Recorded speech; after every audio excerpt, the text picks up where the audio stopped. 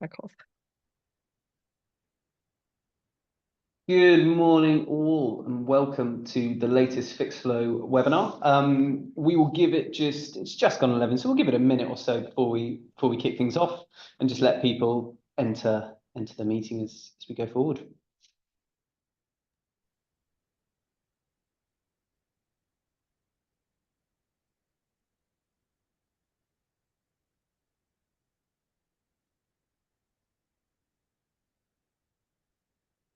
There we go. We've given people about a minute to join, so I think we'll kick things off. So yeah, good morning, everyone, and welcome to the latest FixFlow webinar, the second one entitled "What You Don't Know About the Renters' Rights Bill." Of course, we did one a couple of weeks ago with David Smith, focused very much around the grounds for possession, the Decent Home Standard, and HHSRS. So if you haven't watched that one yet, please go back and give that a view. But today we'll be focusing on something quite different, and really focusing on those new standards that are coming in and how we can adhere to them, and kind of what the fines and threats are if we don't. So it's always good to know that basis as well.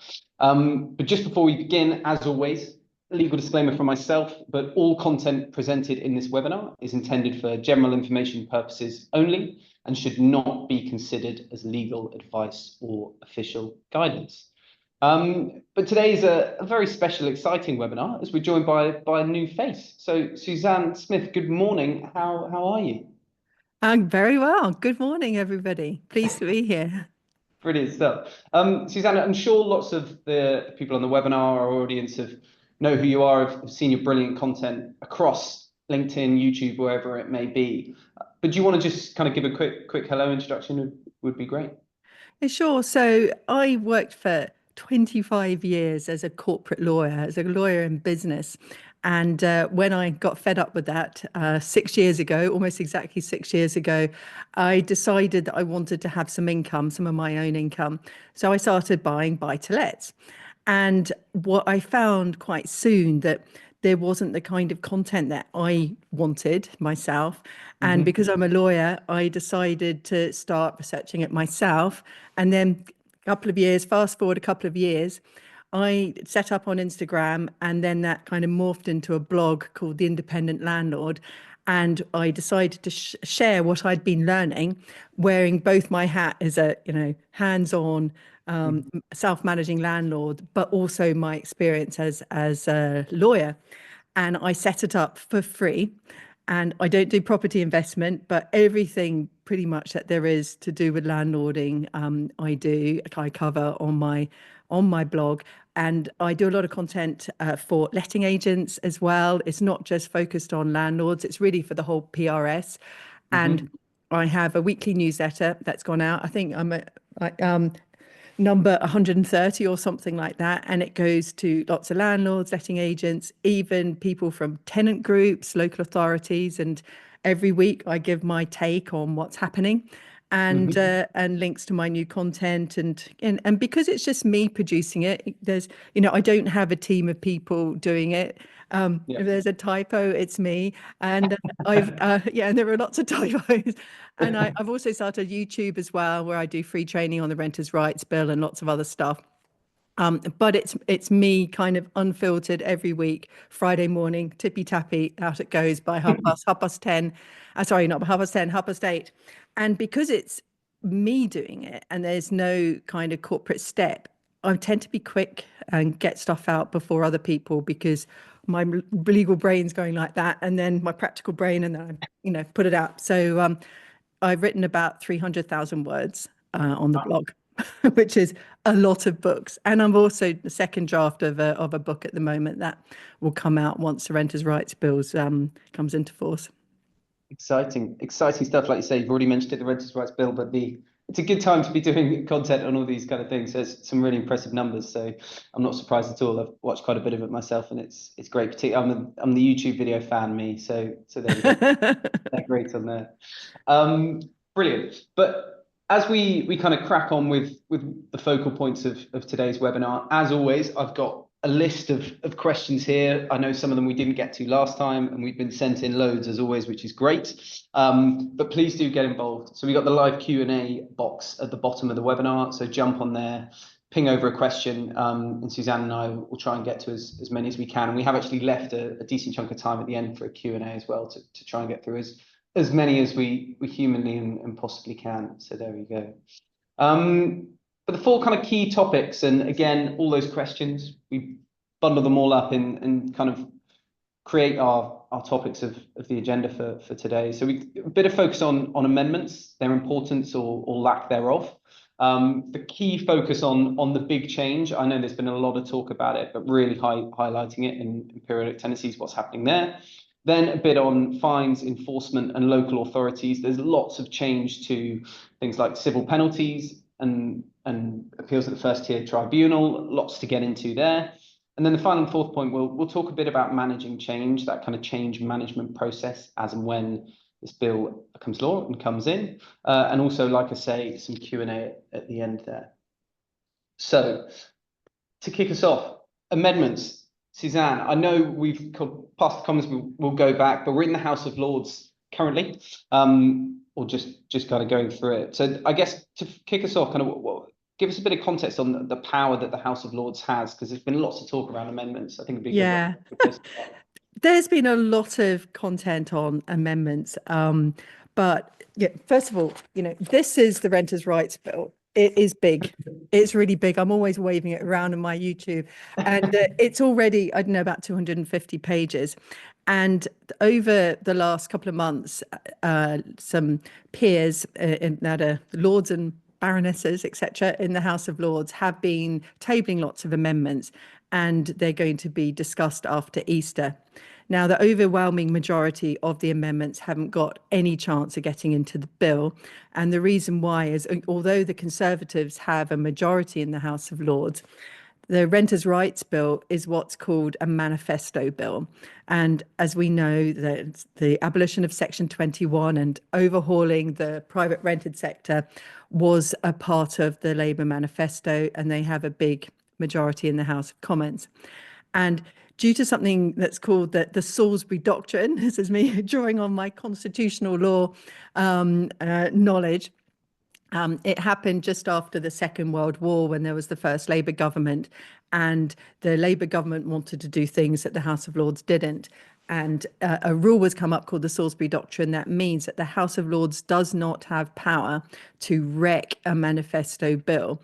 So the House of Lords can huff and puff as much as they like, and maybe there might be a few of the more reasonable, according to the government, amendments that get in around the edges. But unless the government decides itself to change something, for instance, to make exceptions for landlords with 5 or fewer properties, it's not going to get into the bill. And there's no sign of any softening. The government published their own amendments last night, and there's a couple of esoteric ones that I was messaging David Smith at 8 o'clock last night about the purpose-built student accommodation changes to the definitions, but there's nothing in it. They've not softened.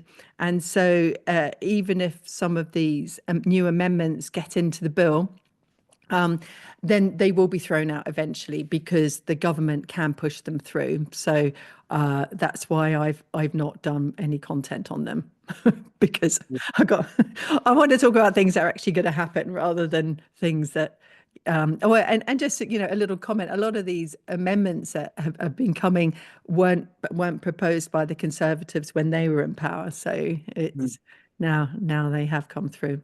But interesting. So, well, in terms of what effect the amendments will have, it's very little. It's kind of summarize it in short there. yeah. Brilliant. I think we just kind of touched upon that to begin with, because I think, like we both said, there's been lots of talk about them, but it's good to point out that the practical implications are very, very little so far anyway. And we'll kind of move on to, I guess, our next point. And we've kind of given this away, but with your background and the blog, of course, and the title of the independent landlord you have, I think to kind of focus on what do you think, and this kind of came from, is the most important thing for landlords in this 250-page bill that you've got sat in front of you? Yeah, well, it's not the abolition of Section 21, Mm. because the overwhelming majority of landlords do not ever use Section 21. Or if they do, it's when they want to sell up. And even most letting agents don't have a huge amount of Section 21s. So it's actually a quite a small bit of what's going to be happening. But a thing that's going to be affecting every single landlord that has doesn't have a low rent tenancy or a high rent tenancy that's over 100 grand a year. Lucky them if they do. But every landlord that isn't a lodger will their tenancies will change into periodic tenancies overnight. And so that means if they're in the middle of a fixed term tenancy, it will become periodic, whether they like it or not. And if they and as part of that, this new tenancy system, a lot of the rules are going to change, and clauses that are in your tenancy agreements at the moment will be null and void. For instance, if you have a rent review clause, that will be null and void. If you have a clause saying no pets, it will be null and void unless you've got a reasonable excuse, like you're a leaseholder and the freeholder does not allow it. And also, we have a new way of putting up rent.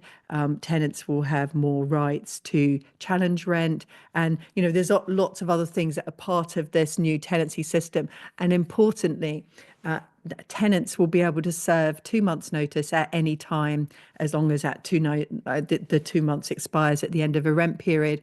So the upshot of this is that it's going to be harder to plan for landlords and letting agents. You're not going to have that comfort of a 6 or 12 month tenancy.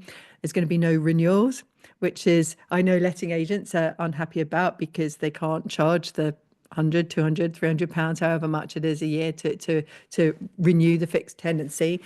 And it's going to be harder for HMO landlords, because you're going to have more turnover of tenants. And it's going to be particularly hard for student landlords, because they won't be able to have a fixed term that lasts the whole year, the whole Mhm. academic year. And people can be coming and going when they like. And then so Section 21 is also there. It will be harder to terminate tenancy agreements with tenants. Say if you make the wrong decision, or if your circumstances change, it's going to be more complicated. So to me, it's the whole new tenancy system that's more Mhm. important, and Section 21 is just a little bit of that. And that's going to come. We don't know when that's going to come into effect. So yeah, it's quite a period of wait and see at the moment. No, for sure. And I think, yeah, of course, there's huge amounts of change that you've kind of mentioned just then. And from I guess your angle, your viewpoint's really, really good for us to have on today. So how do agents kind of help landlords get to grips with this new system, kind of prepare for that change? Yeah, that's a really good question. With the new system, and we're going to go into the fines, etc., soon. There is no more winging it. No more winging it for anybody, and that is particularly true of letting agents. So if you're a letting agent, you really do need to get trained on this, and proper training. I mean, I have my own one, or a free one on YouTube, but I know Property Mark do training, and then there's training for professionals. They do it as well. But you really need to understand that, because there's a lot of detail that is complicated. For instance, there are new rules on rent in advance, about that initial rent payment, where you can take it, and what happens if somebody moves in on the 20th of the month, and you and they want to pay the rent on the first of the month. That's going to be tricky, because you're not going to be able to have a large first month's rent if it's more than a calendar month. And so there's lots and lots of detail in it.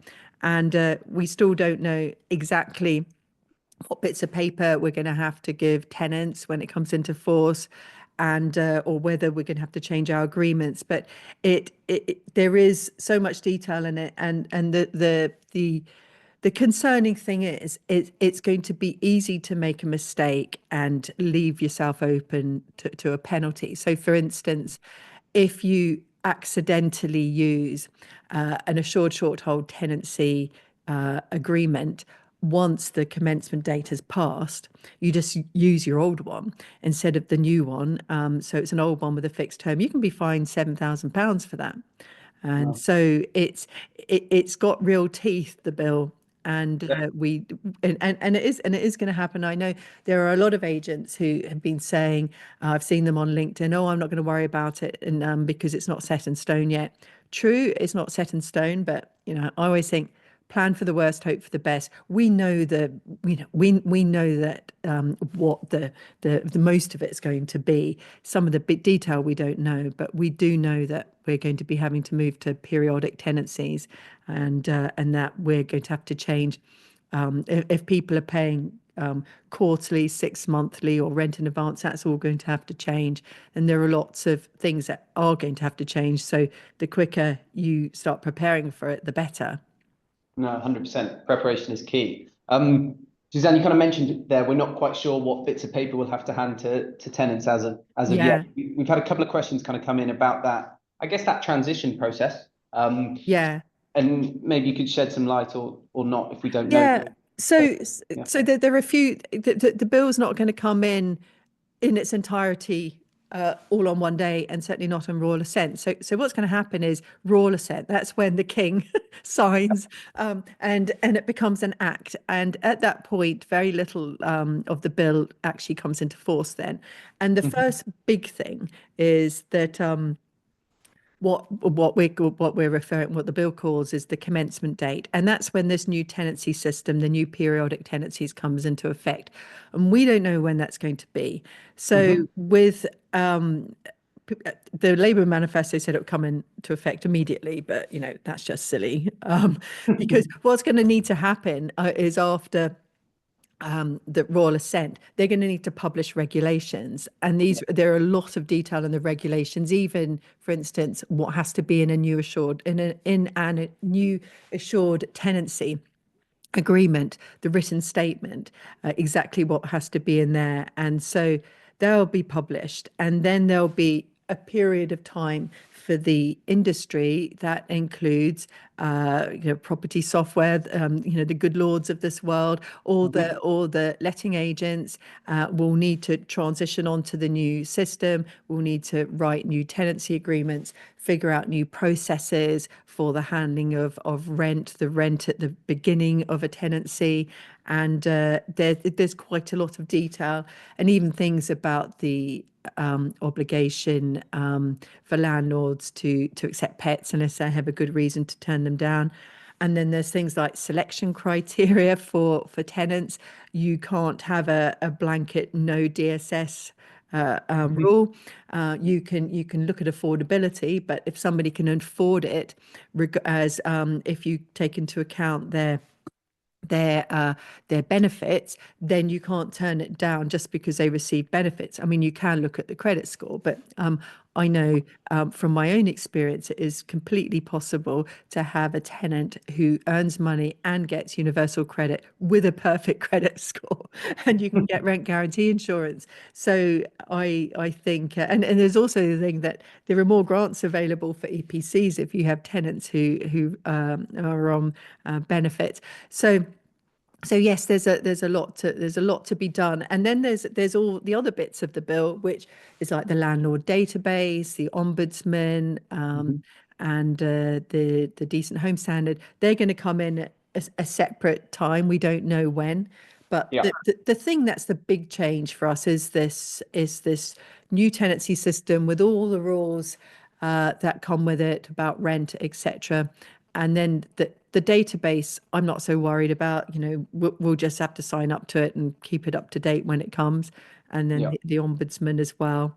So, but the big thing to get ready for is this new tenancy system. Sure. And that's really useful about the transition there. I guess a couple of questions, kind of specific questions, if you will. So Kate's asked if a Section 21 is in process when the new act comes into place, will it be thrown out? Have we had guidance on kind of how that Yeah, will as of yet? it's a really good question. I've got a blog post on this. Okay. So if you go to my website and put a section 21 into the search, it will come up. But the short version is if you've served a section 21 notice before the commencement date, then you will still potentially be able to enforce it. But you're going to have a really short window. I think it's 3 months that you'll have to apply for an order for possession within a 3 month window after the commencement date. And then you've got to be careful because you can't do it too far in advance, because then it will run out of the 6 month window that you have anyway. And so on my website I've got this timeline showing like the last possible date to serve it. So yes, but you couldn't serve one now if the bill comes into effect in the beginning of January. If you serve one now, well then it won't be valid because well, unless you if say you're in a fixed term now and you want to serve it for them to leave in December, well then that won't work because that's more than 6 months away, because they expire. You have to enforce them after 6 months. So There you go. There you go. Okay, we'll ping you the link after this to Suzanne's blog, and we'll go from there. I think also we've had a kind of couple of hopefully vaguely similar, I'm interpreting this right, from Rebecca and Claire regarding kind of what is there a date? Have we got more information when we'll be able to issue these new contracts to reflect the changes? yeah, I mean, that's such a good question. And this is probably, in some ways we're at peak confusion at the moment because we don't know. And because the bill is still in the House of Lords. Now, if I had to do my best estimate at the moment, I Oh, would say that love a best estimate. I would say that the bill will get raw assent by July, and July is when they all go on holiday. It might be June, but given that we're April already and it still hasn't even done the committee stage yet, that's going to happen after Easter. So we're looking at July, June, July for royal assent, and then coming into force.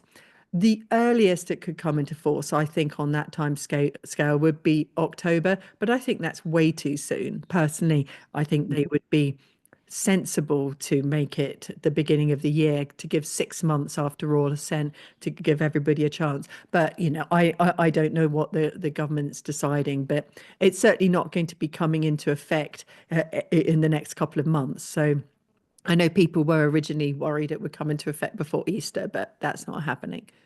No, definitely not. And we kind of, I guess, that's a great time frame. But have they been giving us guidance on how long? I know you talked about that transition period, but perhaps No, no, no. the government's just said we'll give the industry enough time to get ready or something like that. I've done the Yeah. clip in one of my YouTube videos, but no, beyond that. And I would really wish that somebody in the of Lords would pin them down and say, okay, exactly how much notice are you going to give? Is it going to be 6 months, which is a reasonable time? Yeah. Or if it's going to be 2 months, then that's really hard over the summer holidays. So, but let's hope. Plan for the earliest to be October, but possibly more likely January. But that's just me guessing, There we go. Yeah, like I say, we love an an educated guess. educated guess. Yeah, that makes it sound better. So there we go. Suzanne, right, we've kind of gone off on this transition tangent, but I don't think it's a bad thing. So just before we move into the next topic, Gemma's mentioned here as well. I think it's a question lots of people have is she's just they've got a tenant that's moving in, having paid 12 months rent in advance. They put because they couldn't pass referencing, so that's happening currently. When the bill comes in, will rent need to be paid back to them? Kind No. of, have we, no. Okay. No, and no, that's definite. So, with the rent in advance rules, uh, you won't be able to put it in a contract, in a tenancy agreement, or if it is in a tenancy agreement, it won't be valid after the commencement date. But if you've already received it, you don't have to pay it back when the bill comes into effect. The only time you'd have to pay it back is if they leave. Say, for instance, they've paid a year in advance and the bill comes into effect in October, and then in October they give 2 months notice to leave, which they'll be able to, even though they're in a fixed term. Then you would have to refund them the difference between the amount that they paid for the full 6 months, so the full 12 months or whatever, and then the 2 months notice to quit that they give. And I think that that is a big change, this ending of fixed terms, and Mm. letting agents won't be able to stop or make it difficult for tenants to move out. But of course, even in fixed terms, letting agents have a duty, and landlords have a duty to mitigate loss. You can't just claim the rest of the rent until the end of the fixed term. I know a lot of letting agents do try that on, and I know that because some of it's happened to the friends of some of my adult children. But the landlord's under a duty to mitigate loss, which means you've got to try and let it, and you can't just charge them until the end of the fixed term. But it's the whole point. One of the whole points of the bill is to make it easier, to give more flexibility for tenants so that they're not tied in for a long period of time, and they can come and go as they like. Now, whether or not you agree with that, in some ways it's neither here nor there. And this is Mm. the approach I'm taking. I'm just not kind of spending any emotional energy on the rights and wrongs of the bill. I'm just thinking about, okay, what do we have to do? And this comes from my experience as a corporate lawyer advising businesses, working for companies. We had to comply with all sorts of things, just thinking like the GDPR. Yeah. We didn't Oh, have we any all choice remember about that that. And the it thing. was terribly complicated, but we just got on with it. And that's very much my approach, is we all just have to get on with it. And the time, yeah, either we choose as landlords to carry on, or we decide to sell up. And so if we decide to carry on, then we need to understand how it's going to affect our businesses and make sure we're ready for it. Perfect. And I think one final one that's kind of relevant that's just come in from Vanessa is it on kind of agents, is it on landlords to inform tenants about these changes, or well, I guess it's on agents to inform landlords. Do we need to do anything in writing to let them know this has happened, or is there guidance Yeah. officially on that as of yet? Yeah, it's a really good question. I don't know exactly what we're going to have to tell tenants. There is bound to be some kind of how to rent guide that will come out, because the existing one will be completely different, and Hmm. it may well be that we have to provide them with some kind of written statement. We don't know yet. But I mean, I've told all my tenants already. I've explained to them that this is coming in, that there's nothing to worry about. I have long-term tenants. Like for me, I'm not bothered about the renters' rights bill, which I know is probably I'm quite unusual as a landlord. And it's not like I don't know what's in it. I've read it better than most people. But I have long-term tenants, and they're not always coming and going, because I'm a single let landlord and most of my tenants are families, and I accept pets Mm. anyway. So it's not a big deal for them. So I, after the expiry of the initial fixed term, I give my tenants the choice of going periodical or having another fixed term, because I don't care, because they're going to be there a long time anyway. And even if they were to leave during want to leave in a fixed term, I'd let them go, because it's just not worth the aggravation. So Of course. but the ones that have fixed terms, I've explained to them that when the Renters' Rights Bill comes into effect, it will turn into a periodic tenancy. Mhm. And I've told them not to worry, that I'm not selling up. And I think that is the biggest worry for tenants at the moment, is that their landlords is going to sell up. And so if you're not selling up, when you're talking to them about the Renters' Rights Bill, you can just say, "Oh, we're going to have to do a few things new differently. It's not going to make any real difference to the way we do things. Well, I'll have to increase rent in a slightly different way." Hmm. And but yeah, so I think that communication is really important. So letting agents should be talking to landlords. But please, I get really fed up with all these letting agents who cold call me and say, "Do you know how many regulations there are?" and all this kind of thing. And it's like, please don't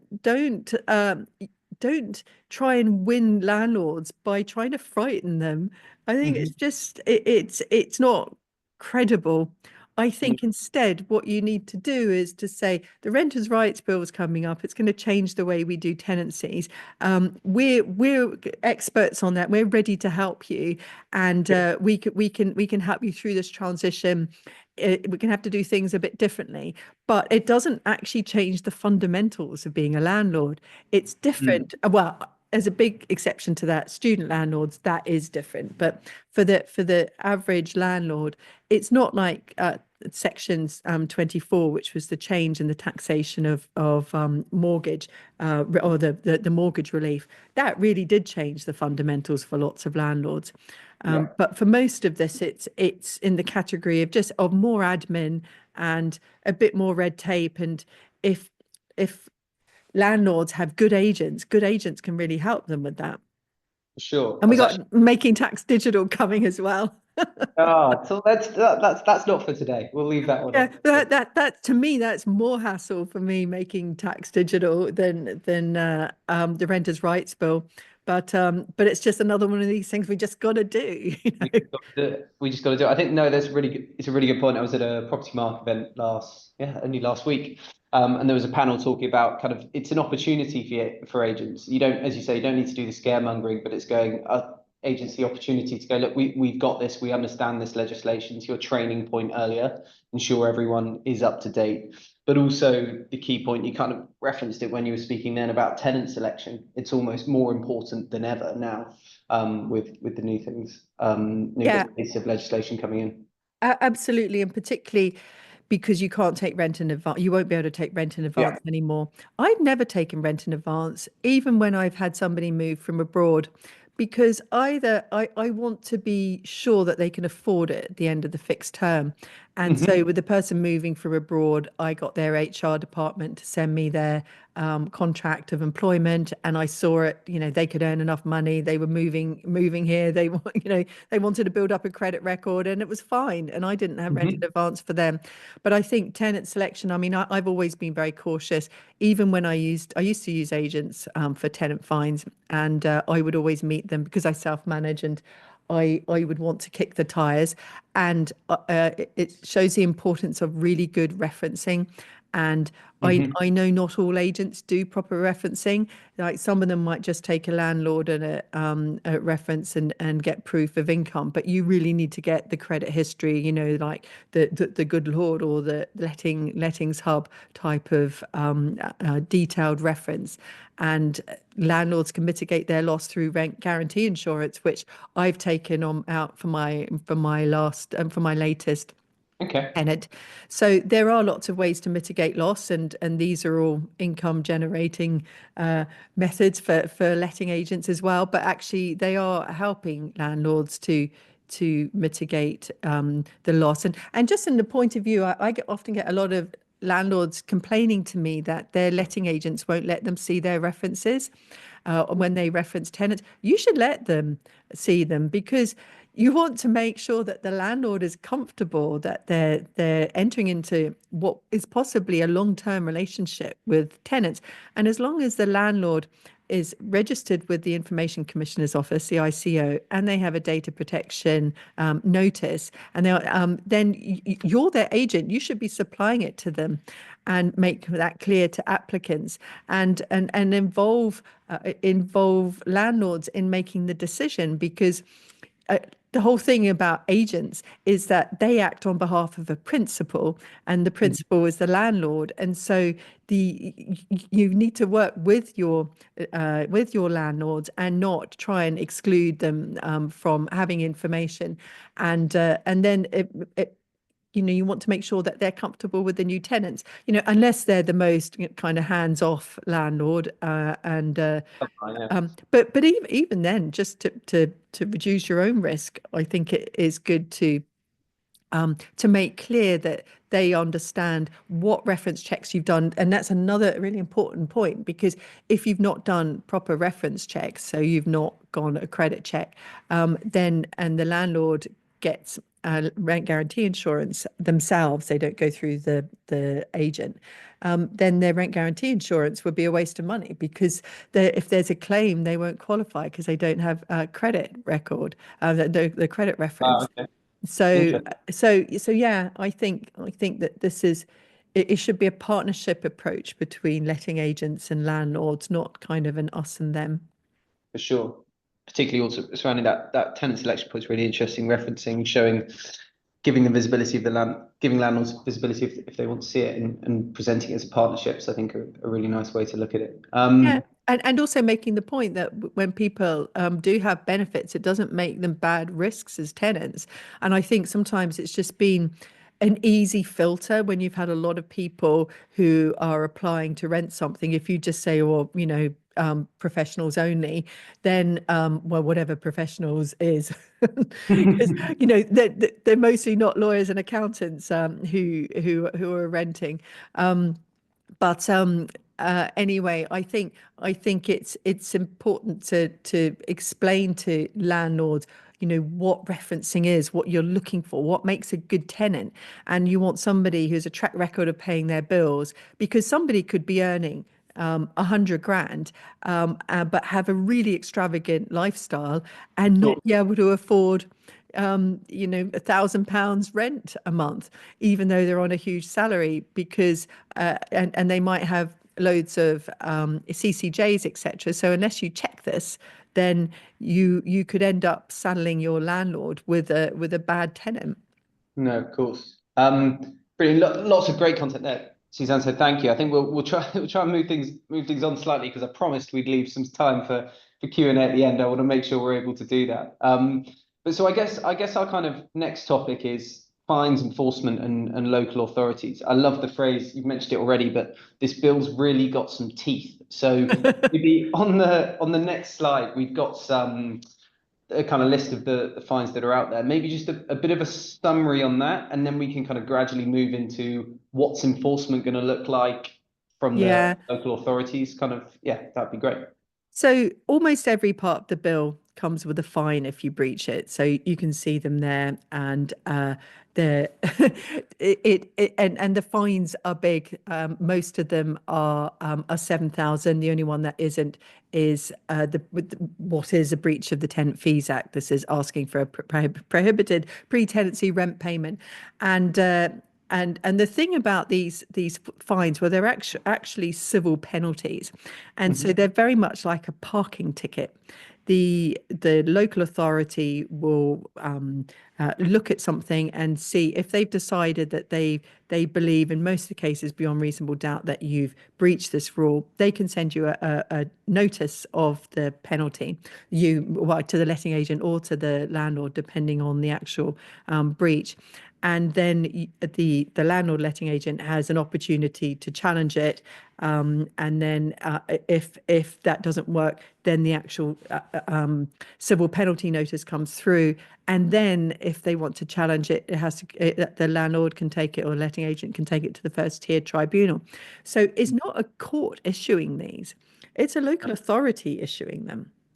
And that's why I say it's a bit like a parking ticket, but with an extra stage. So this is, and the big change is that up until now, local authorities have not had a duty to enforce all of this legislation, the legislation that's already there. But they're going to have a duty to enforce going forward. And so, and they get to keep the money. So we can all expect that to see a lot more civil penalties being issued by local authorities.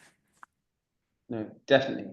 I think we've got kind of quite a few, well, a couple of questions off the back of that, actually. And I saw one mentioned about, you mentioned the first tier tribunal. There's kind of the whole point of all these fines and these being queried or perhaps challenged in the FTT or the court system.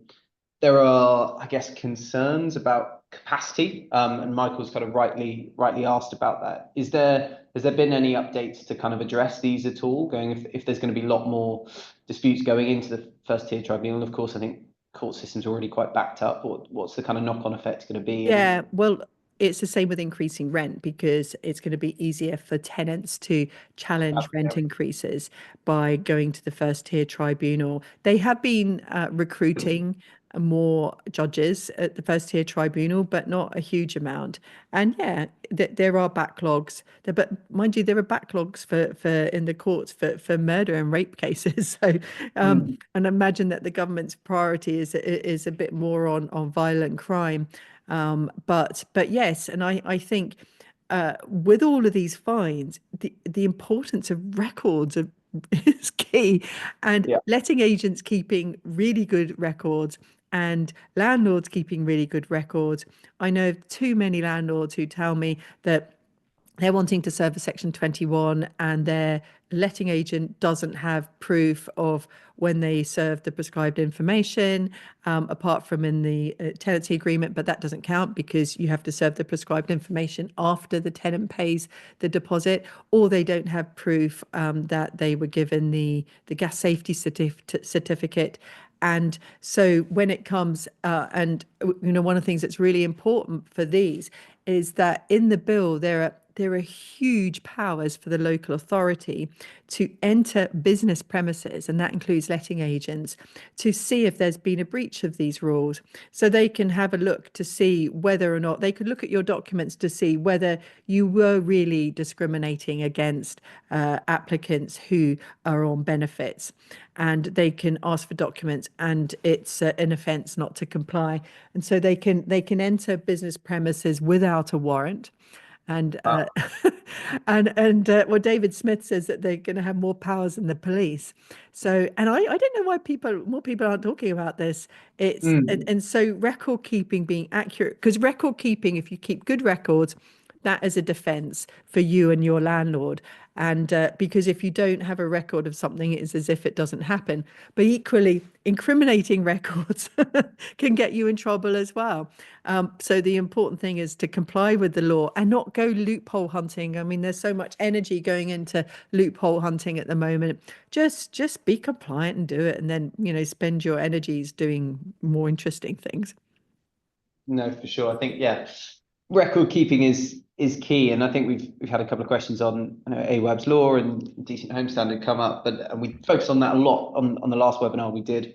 But it's just records of, I guess, the damp and mold reports that are coming in, and just having systems in place that allow you to do that really simply and easily, whatever it might be. Interesting, you say the kind of powers there, just being able to housing authority or local authority, sorry, coming into business premises, having the kind of extended powers to do that. I guess it's a bit of a stretch, but someone did ask me before I jumped on, so we've kind of come to it. So I said I'd ask it. Do you think you mentioned them keeping the money as well from these fines? Do you think they're going to almost invest in these departments, Yeah, local authorities? Yeah. yeah. Well, because they have a duty to enforce it, Yeah. so they've got every reason to do it. But they're going to be trying to go for the big bad landlords, and I'm hoping that the database will really help them catch the bad landlords, because you're not going to be able to market a property for let unless it's on the database. And then once something's on the database, then you have to upload well, I'm guessing you'll have to upload the EICRs and gas safety certificates. I bought a property a few years ago with a unsatisfactory EICR. Tenants were living there and the electrics were not satisfactory. And so this kind of thing is going to be easier for local authorities to check up on it. Mhm. And because at the moment they don't really know necessarily, well, it's harder for them to know which properties are being let and what all the documentation is. But with the database, and there are a lot of breaches to do with the database. So if you upload inaccurate information or you're reckless, and then you can be fined. And I think that they're seeing this database as a way to do enforcement. So that's why it's really important that we all know what we have to do and make sure that we follow the rules and invest the time to understand the rules. No, for sure. Uma's asked if we can email this slideshow. 100% we can. We knew this graphic would hopefully be quite useful. Suzanne, I guess I know we've I got. actually, can I just add Yeah, on go for on, it. on my website, I have something called the Renters' Rights Hub, which has all of my content on it, a huge amount of content on the renters' rights bill. So you can find that, and it's all free. There's no catch. Yeah, there you go. We got it. We love a good plug. So that Well, um I'm doing this all to help people, much So appreciated. we might as well people might as well read it because Yeah, definitely, definitely. And lots already have, which is great. And to link back to your training point earlier, I guess just very quickly, final thing on this slide is that we've got slashes in terms of what the yeah, first breach might be, repeated breach, kind of a bit of guidance on, I guess, how they can. We've talked a bit about how potentially easily. I love the comparison to a parking ticket of local authorities handing this out. Yeah, repeated breaches, kind of how can we scale up there? Is there any guidance on how bad it yeah. can Well, get if we don't pay attention? we've not seen the detail on this, but for some of these, it's 7,000 per breach. So Yeah, a landlord might have more than one breach, and then if it's, for some of them, if that breach continues, so say they've not done something in the landlord database, and it's a continuing breach, it increases to 40,000, which is a huge amount of money. I mean, most landlords don't make 40,000 in a year, so yeah. So this we do have to take it seriously. no, for sure. And final one on the breaches. Mark's just come in and asked about the final one, the last one, the restricted period. Could you just Yeah. elaborate a bit more on that for us? Yeah. So in the new bill, there are two grounds. Ground 1A, which is if a landlord wants to sell, and a revised ground 1 when a landlord wants to themselves wants to move in, or they want their family to move in, or them with their family. So it's called landlord moving in or landlord selling up. And landlords will be able to obtain possession by using under Section 8, using one of these grounds. But the rules is that they can't serve the notice until the tenant's been there for 8 months. So it means the 4 months will expire after the first 12 months. And then once the notice expires, or if the person applies for an order for possession, then there is a restricted period of 12 months from that date when the landlord cannot offer that property to let or put on Airbnb. So they can market the property for sale because that's what they're wanting to do, to sell up. But they can't market it. They can't offer it to anybody, or have somebody move in temporarily as an Airbnb. So this is a really big thing for letting agents, that when they're taking on new landlords or new properties, they'll need to ask specifically, have the landlords obtained an order for possession, or did tenants move out after receiving a Section 8 notice using grounds 1 or 1A, because the letting agents can get fines for that. And this is one of the things um, that the local authorities will have powers to come and ask for documents and things. So that's a really important one. No, definitely.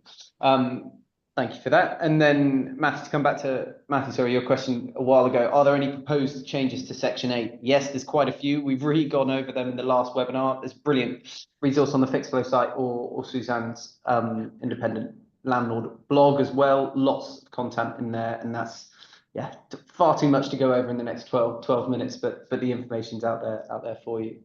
Um, but I think we'll probably move on to a bit of a Q&A, so I can throw some bits and pieces at you. Or just before we do that, in fact, we did talk a bit about, before we jumped on this morning, that kind of managing change piece. We've touched a bit about it, about your kind of attitude and stance on it of it's happening, let's prepare the best we can. So as and when enforcement comes in, we're kind of ready to go. But maybe just a bit, I guess, in your career and the advice that you give out about kind of managing that change process, how best to go about that, facing it head on. Yeah, well, generally speaking, people don't like change, particularly when change, they can't see what's in it for them, and it's going to make things more difficult for them. And so it has been likened to the grief cycle, where you get, anger, denial, bargaining, and a lot of people are in that phase at the moment. They're looking for loopholes, they're angry, they are just wondering whether or not that the private rented sector is for them. But what needs to happen, and so for letting agents, it's quite useful to think of it and where their landlords are. Some of them are like me, we're already through to acceptance, and acceptance can mean that, okay, I accept what's coming and I want to sell, but there's also the I accept what's coming and I want to get ready for it. And so the job of the letting agent is to help the landlords get through that cycle. If you can imagine, like, you got a precipice and then you got a little narrow footbridge over it, and you're helping them Mhm. across. And it is going to be fine when we get to the other side. The sky is not falling in. We're just going to have more stuff to do. And for letting agents, the fact that there's more stuff for landlords to do might mean that more landlords want to use you instead of self-managing, and with managing tax, so making tax digital as well, and all the other things that are coming along. This is it's not easy to be a landlord now. We have Mm. to professionalize, and that doesn't mean like having a huge team. It just means having a professional mindset and doing it properly. No, for sure. No, really, really good point. I like that. That bridge over troubled water, and that can be the agent in this case. I like that. Um, Brilliant, Suzanne. So I'm gonna, for the last kind of 10 minutes, I'll just throw a few questions at you if that's all right. So I'll come back up the top here. I thought there were a couple of good ones. So first things about when, as and when monies can be taken regarding the new legislation. So Maxine's asked, currently I have a new tenancy starting on the 13th of April. The tenant has already paid the deposit and the first month's rent. Will that be illegal going forwards, i.e. on the day of moving in, all info? So as in they've already paid prior to Yeah, tenancy yeah. And starting. this, I must say that rent advance rules are really complicated, and it took me about 3 days to get my head around them. But this is how it's going to work. So, tenant comes, and you want to go ahead with them. You ask for a holding deposit, and Hmm. this is what the new rules are going to be: holding deposit, go through referencing, and then there'll come a point where you've got to enter into an agreement. You will still be able to take a tenancy deposit before that date if you want to. But until you've entered into an agreement, you cannot take any money that isn't a tenancy deposit or a holding deposit off them. Once both parties have signed the agreement, you can take the initial rent, and in the period between signing and when they move in. So you can Okay. ask for that initial rent. The problem is with that initial rent is it can't be more than a calendar month because of the rent in advance rule. So sometimes, I think we mentioned it before, if someone's moving in on the 25th and they want to pay going forward on the 1st, you would have, an extra week plus the month and take that up front. But in the future, you won't be able to take that full amount. You'll only be able to take the week, or possibly get round it by there are other ways to get around it as well, but you will be able to take that first the rent for the first rental period, and the first rental period can be shorter. It just can't be longer than 1 month, and then going forward, they will all have to be under 1 month. And so with the scenario that you mentioned, you'll be able to sign the agreement, take that first month's rent and the tenancy deposit before they move in, and then afterwards they will then pay on the rent due date. Perfect. Thank you. So there's that answer to that one. Hopefully that clears things up there. Imogen's I've coming got with a blog post on it because it is the blog complicated. post on I got everything. no, I do. I mean, I've Brilliant. written It's great. I love 300,000 words. it. Well, in doubt, there's a blog post. There you go. That's what we'll take from today. Imogen's asked, Suzanne, if we serve a Section 13 notice and it takes the tribunal 12 months to make a decision, will we need to wait a further year before we can increase the Yeah. rent? This would effectively mean the rent review would be 2 yearly if a tenant challenges. Sorry, it would take Yeah. 2 years to be reviewed, kind of thing.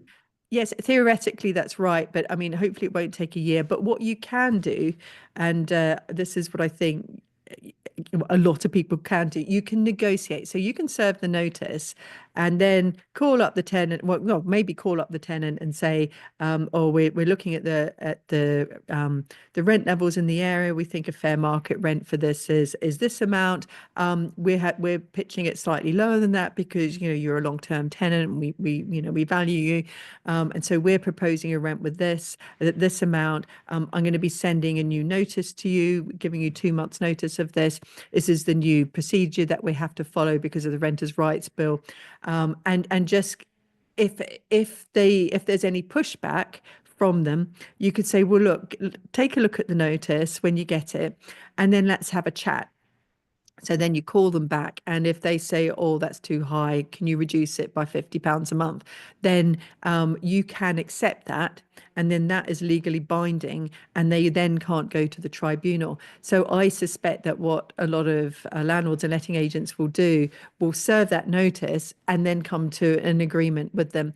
But I mean, I have my rent. I do mostly increase my rent every year, and I do it at the lower of wage inflation and CPIH. And I don't personally see a problem that I'm going to have a problem with this because I do keep it lower than market rent and have a good relationship with them. But there is that way forward. And I think that also, I think that most tenants won't challenge because they won't know about it. Most people don't read what's in the right to rent, not the right to rent, sorry, the how to rent, and they won't read the notice. But yes, theoretically, this will delay. And when that if the tribunal sets the new rent, that the new rent will only start from that date that the tribunal determines as the start of the new date. You can't backdate it, and then your next one will be 12 months after that date, not the date you served the original notice. No, A really good question, important no, that. no, they're good. No, all really useful stuff. I think the key kind of takeaway for me there is that I rent my property and my landlord. I think it's just about being reasonable. It's having that.